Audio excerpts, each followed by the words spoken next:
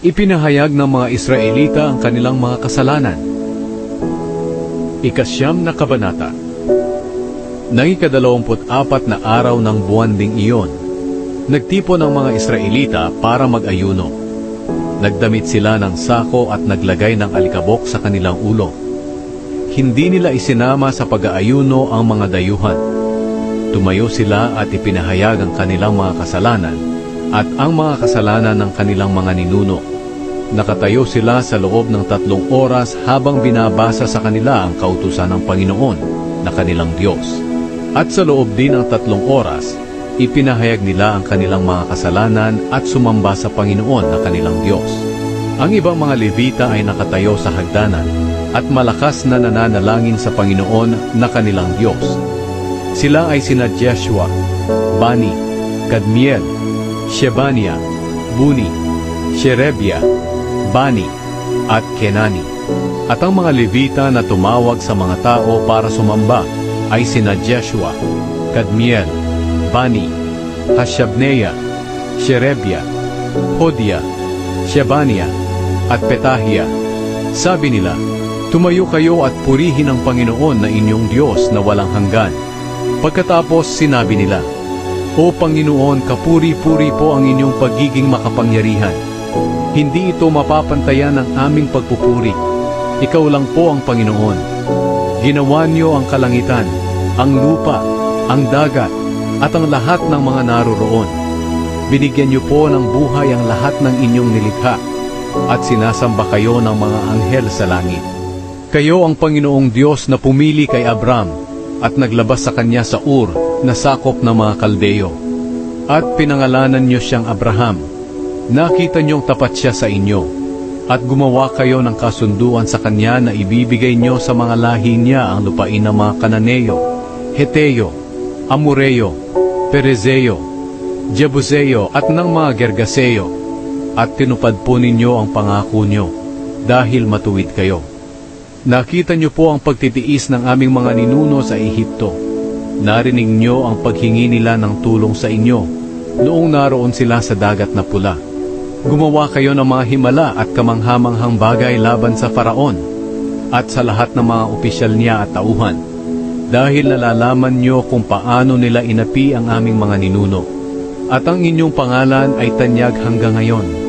Sa harap ng inyong mga mamamayan ay hinati ninyo ang dagat, at sa gitna nito'y dumaan sila sa tuyong lupa. Ngunit nilunod niyo ang mga kalaban nilang humahabol sa kanila, para silang bato na lumubog sa nagngangalit na dagat. Sa araw, ginagabayan niyo ang inyong mga mamamayan sa pamamagitan ng ulap na parang haligi, at sa gabi sa pamamagitan ng apoy na parang haligi, para bigyan sila ng liwanag sa kanilang nilalakaran. Bumaba kayo sa bundok ng Sinai mula sa langit, at nakipag-usap kayo sa kanila. Binigyan niyo sila ng mga tamang katuruan, mabubuting utos, at ng mga tuntunin. Itinuro niyo sa kanila ang tungkol sa dapat nilang gawin sa araw ng pamamahinga, at inutusan niyo sila sa pamamagitan ng inyong lingkod na si Moises na tuparin ang mga utos niyo, mga tuntunin, at mga katuruan. Nang magutom sila, binigyan niyo sila ng pagkain mula sa langit, at nang mauhaw ay pinainom niyo ng tubig mula sa bato. Sinabihan niyo silang pasukin at angkinin ng lupaing pangako na ibinigay ninyo sa kanila. Ngunit sila na aming mga ninuno ay naging mapagmataas, matigas ang ulo, at masuwayin sa inyong mga utos. Ayaw nilang makinig sa mga sinasabi niyo, at kinalimutan lang ang mga himalang ginawa ninyo sa kanila. Naging matigas ang kanilang ulo, at sumalungat sila sa inyong pamamaraan sa pamamagitan ng pagpili ng pinuno na magdadala sa kanila pabalik sa pagkaalipin sa Ehipto. Ngunit kayo ay mapagpatawad na Diyos, mahabagin, maalalahanin, hindi madaling magalit, at mapagmahal. Kaya hindi niyo po sila pinabayaan. Kahit gumawa sila ng imaheng baka at nagsabi, "Ito ang Diyos nating nagpalaya at nagpalabas sa atin sa Ehipto." Lubos ang paglapastangan nila sa inyo. Ngunit dahil sa dakilang habag ninyo sa kanila, hindi niyo po sila pinabayaan sa ilang. Hindi niyo kinuha ang makapal na ulap na gumagabay sa kanila kapag araw. at ang naglalagablab na apoy na nagbibigay liwanag sa nilalakaran nila kapag gabi. Ibinigay niyo po ang mabuting espiritu ninyo sa pagtuturo sa kanila. Patuloy niyo silang pinakain ng mana at binigyan ng tubig kapag nauuhaw sila. Ibinibigay niyo po sa kanila ang mga pangangailangan nila sa loob ng 40 taon sa ilang. Kaya hindi sila nagkulang ng anuman. Hindi naluma ang mga damit nila at hindi rin namaga ang mga paa nila sa paglalakad. Pinagtagumpay niyo sila laban sa mga kaharian, mga bansa at ang mga lupain sa paligid nila.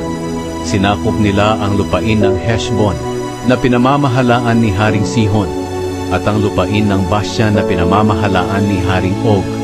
Pinarami niyo ang kanilang mga lahi katulad ng mga bituin sa langit. Dinala niyo sila sa lupaing ipinangako niyo sa kanilang mga ninuno para pasukin at angkinin. Talagang pinasok nila ito at inangkin.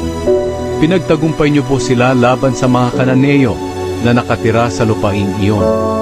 Ipinaubaya niyo sa kanila ang mga Kananeo pati ang mga hari nila para magawa ng inyong mga mamamayan ang gusto nilang gawin sa mga ito. Sinakop po ng mga mamamayan ninyo ang mga napapadirang lungsod at ang matatabang lupain.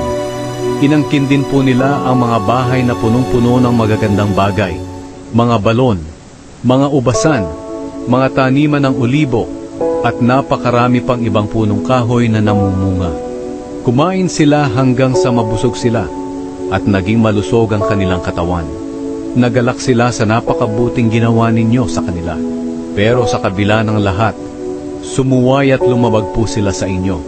Tinalikuran nila ang inyong kautusan. Pinatay nila ang inyong mga propeta na nanghikayat sa kanilang magbalik sa inyo. Labis ang paglapastangan nila sa inyo.